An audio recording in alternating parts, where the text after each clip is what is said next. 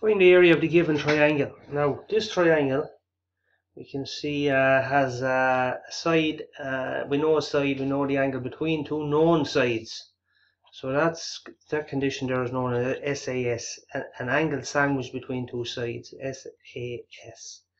And in this case we're going to use a formula, it's like this: area equals a half times AB times C, where A and B are the sides.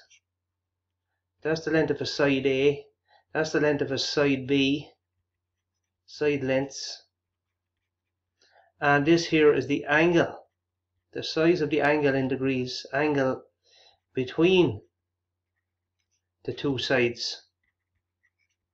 Now this formula is on page 16 of the logbook. So in our question here, we can call either side A, we'll start with call that A, we call this the length B, and we call this angle C.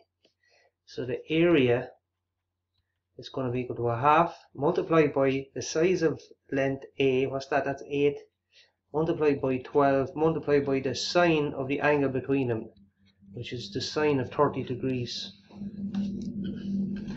Now, just bang that into the calculator, or you can go sine 30 for example. Sine 30 is 1/2, so that gives us half multiplied by 8 will be 4, we still have our 12 multiplied by 1/2.